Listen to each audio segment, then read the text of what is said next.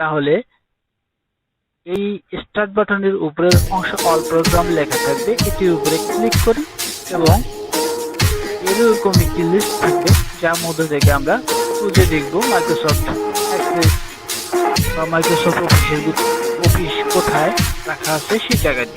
তো আমি যেহেতু উইন্ডোজ 10 ইউজ করতেছি সেহেতু আমি উইন্ডোজ 10 এর ধারাবাহিকতায় এখন এই সাইডে একটি স্ক্রল বার আছে, এই স্ক্রল বারটির সাহায্যে নিচের দিকে নিয়ে এসে আমি মাইক্রোসফট অফিসের পরিচিতি কোথায় আছে সেটি থেকে মাইক্রোসফট অ্যাক্সেসটি ওপেন করব। মাইক্রোসফট অফিস এই যে জায়গাটি আছে এটির উপরে ক্লিক করি। ক্লিক করার পর নিচের দিকে যদি আমি আরেকটি স্ক্রল করি তাহলে আমি মাইক্রোসফট অফিসের যতগুলি প্রোগ্রাম আছে সবগুলো দেখতে পাবো। এর মধ্যে থেকে আমার কাঙ্ক্ষিত প্রোগ্রাম মাইক্রোসফট অ্যাক্সেস ক্লিক করে ওপেন করে নেই।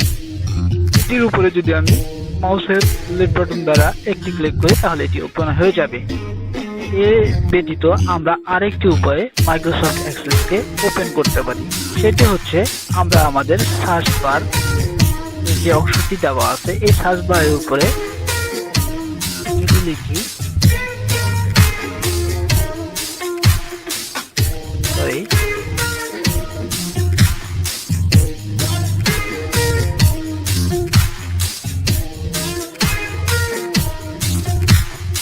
এভাবে যদি সার্চ করি মাইক্রোসফট অ্যাক্সেস কথাটি টাইপ করি,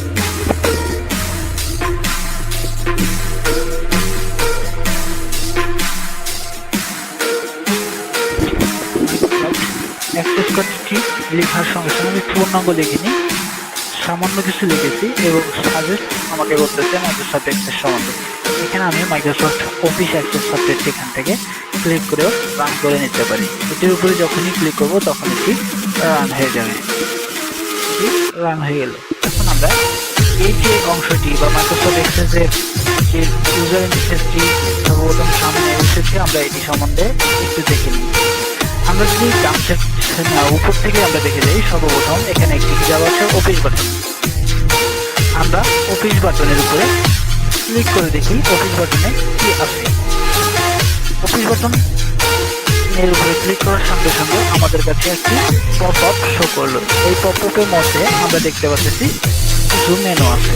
এই মেনুগুলো সর্বপ্রথম দেওয়া আছে নিউ। আমরা সবাই জানি নিউ নতুন, আমাদের নতুন একটি ডাটাবেস তৈরি করার জন্য আমরা নিউ উপরে ক্লিক করলে এরকম একটি পেজ চলে আসবে। এরপরে হচ্ছে ওপেন। ওপেনের কাছে আসলে কি, যদি আমরা কোনো ডাটাবেস তৈরি করা থাকে এবং সেটি উপরে কাজ করতে চাই তাহলে ওপেনে ক্লিক করে আমরা আমাদের ডাটাবেসটিকে ওপেন করে নিয়ে কাজ করতে পারবো।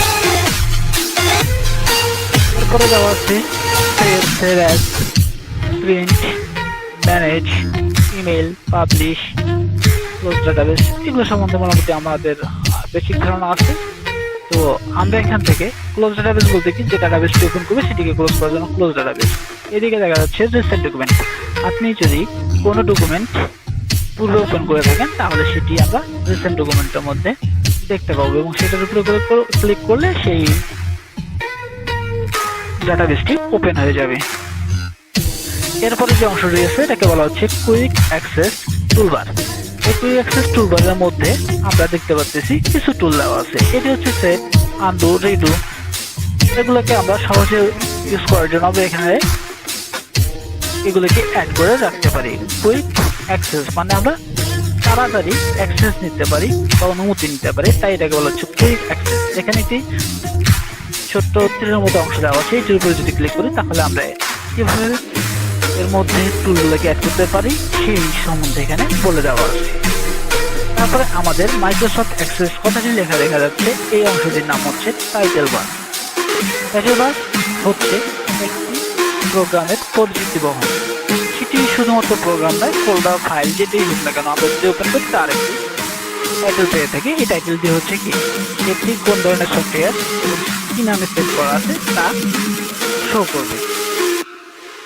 এরপর আমরা এদিকে তিনটি বাটন দেখতে পাচ্ছি। এই তিনটি বাটনের মধ্যে থেকে এই বাটনটি হচ্ছে মিনিমাইজ বাটন। আমরা যদি একটি প্রোগ্রাম চালু থাকা অবস্থায় মিনিমাইজ করে রেখে দিতে চাই, ক্লোজ করতে না চাই, তাহলে মিনিমাইজ বাটনে ক্লিক করলে এটি আমাদের ক্লিক করার সঙ্গে সঙ্গে টাস্ক বারে এসে জমা থাকবে। আমরা যদি টাস্ক বার থেকে এটিকে পুনরায় ক্লিক করি তাহলে এটি ওপেন হয়ে যাবে। এই জন্য মাইক্রোসফট অ্যাক্সেসটিকে ওপেন করে নিই।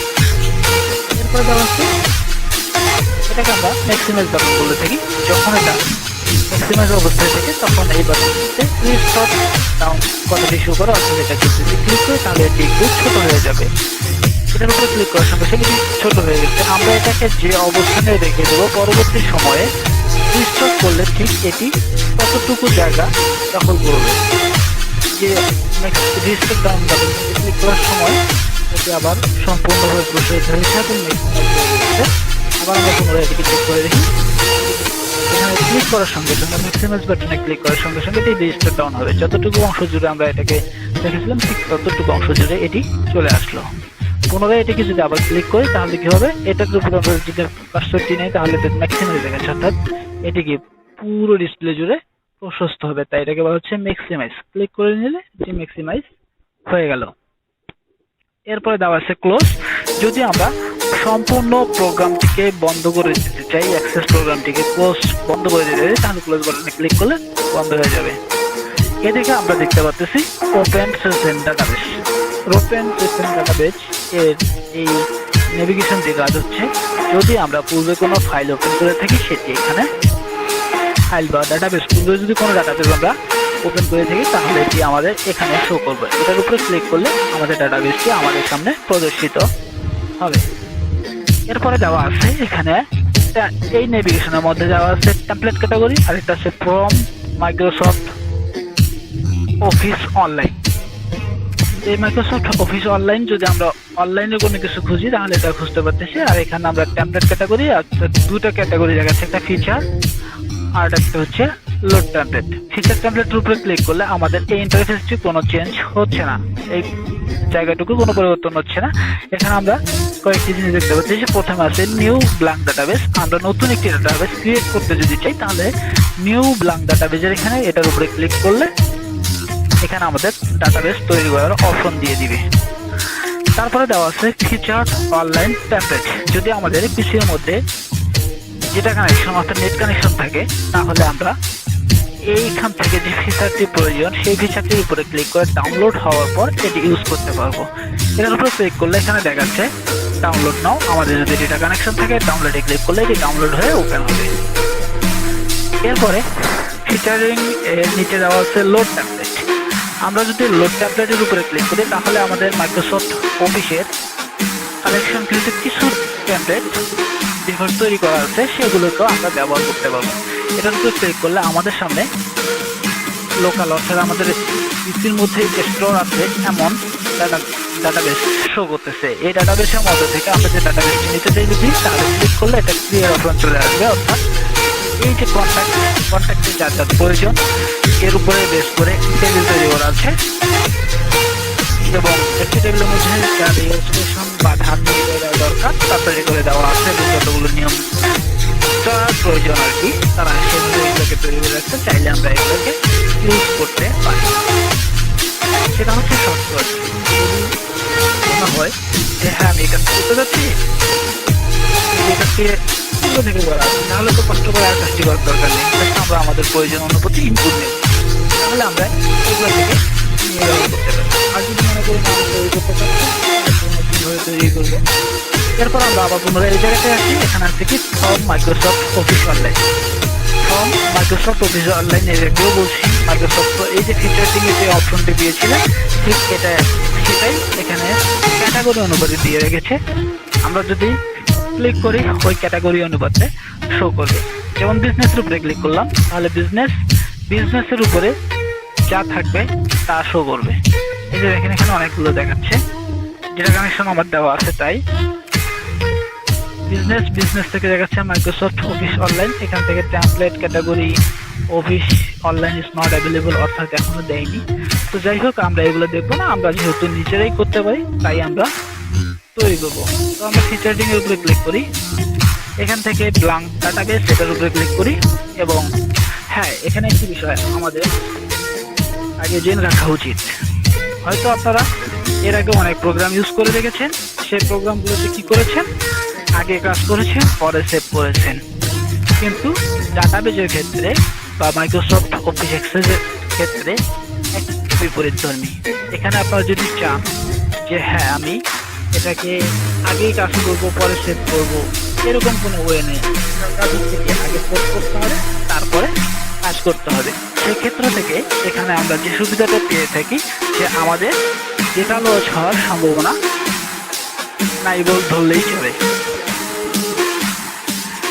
এরকম আমরা যখন একটি পিসি ইউজ করি, যদি আমাদের সেটাতে বিদ্যুৎ ব্যাকআপের ব্যবস্থা না থাকে, বিদ্যুৎ কখন যাবে তা আমরা জানি না, তাহলে কি হবে, আমরা একটা কাজ করতেছি, কাজ করার প্রোগ্রাম সেভ করতে ভুলে গেলাম, তাহলে কি হবে, আমার কাজটি করা হবে কিন্তু কাজটিকে আমি ব্যবহার করতে পারবো না, অন্য কাজের জন্য আর অন্যভাবে ইউজ করতে পারবো না।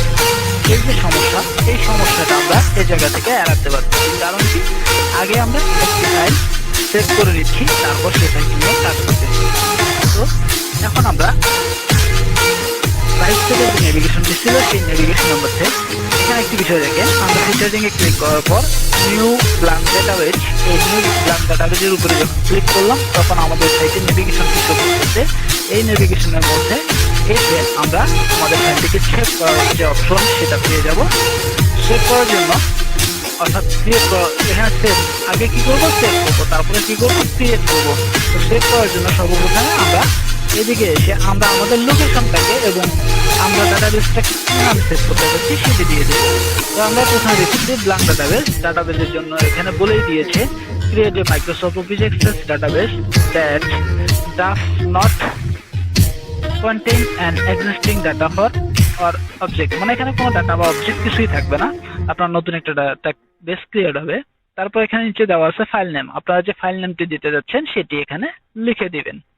ধরেন আমি এটি ডাটাবেসটির নাম দিচ্ছি কি ডেমো অফ টিটিসি, অর্থাৎ আমি টিটিসির একটি ডাটাবেস তৈরি করতে যাচ্ছি, demo of TTC.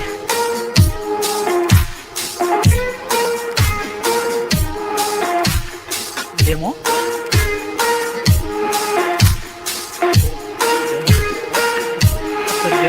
Demo of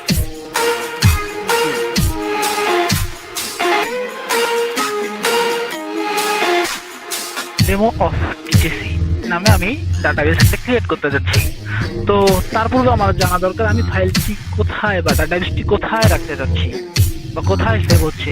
আমি যদি লোকেশন না জানা থাকে তাহলে পরবর্তীতে আমি এই ডাটাবেসটিকে সহজে বের করতে পারবো না। তো আমার এখানে ডিফল্ট একটি জায়গা তারা দিয়েই রেখেছে, তা আমরা নিচের দিকে এই যে আমরা ফাইল নেম লিখেছি তার নিচের দিকে শো করতেছে। এখানে দেখেন c clone/user/agents/document, এই যে অর্থাৎ আমরা সি এর মধ্যে ডকুমেন্টস নামে একটি ফোল্ডার, ইউজার হচ্ছে ইউজারের নাম দেওয়ার পরে ইউজারের ডকুমেন্ট, এই ডকুমেন্টের মধ্যে ফাইলটি যদি এই অবস্থায় ক্রিয়েটে ক্লিক করি তাহলে সেভ হবে বা ওখানে ক্রিয়েট হবে। আমি যদি মনে করি আমি স্পেসিফিক কোনো লোকেশনে রাখতে চাই তাহলে এই যে সাইটে একটি ফোল্ডারের আইকন দেওয়া আছে, এই ফোল্ডার আইকনটির উপরে ক্লিক করি। ফোল্ডার আইকনের উপরে ক্লিক করার সঙ্গে সঙ্গে আমাদের কাছে একটা পপআপ শো করতেছে। এই পপআপের মধ্যে আমরা আমাদের কাঙ্ক্ষিত স্থানটি বেছে নিতে পারি। তো এখান থেকে দেখেন সার্চ বার, অ্যাড্রেস বার যেটাকে বলা হয় আর কি, এটার মধ্যে আমরা দেখতে পাচ্ছি যেহেতু অ্যাড্রেস বার আছে, এই অ্যাড্রেস বারের মধ্যে আমরা কোথায় কি নাম কিভাবে সেভ করে রাখতে যাচ্ছি সেই লোকেশনটি আমরা এখানে চাইলে দিয়ে দিতে পারি, অথবা আমরা এই সাইটে একটি নেভিগেশন পাচ্ছি, এই নেভিগেশন থেকেও আমরা চাইলে নিতে পারি। তো আমরা নেভিগেশন থেকে দেখি এখানে কি কি আছে। যদি আমরা পিসির উপরে ক্লিক করি তাহলে আমরা আমাদের কম্পিউটার হার্ড ড্রাইভ এবং অন্যান্য ফোল্ডারগুলো দেখতে পাবো। এখান থেকে দেওয়া আছে desktop, document, download, picture, video, এবং নিচের দিকে দেখেন আমাদের যে ড্রাইভগুলো আছে সেগুলো শো করতেছে। এই ড্রাইভগুলোর মধ্যে থেকে যে ড্রাইভটা আমাদের প্রয়োজন সেই ড্রাইভের মধ্যে আমরা ক্লিক করে সেভ করে রাখতে পারি। যাই হোক, আপনাদেরকে উদাহরণ দেওয়ার জন্য যেহেতু দেখাচ্ছি সেহেতু আমি আমার ডেস্কটপের মধ্যে সেভ করতে যাচ্ছি।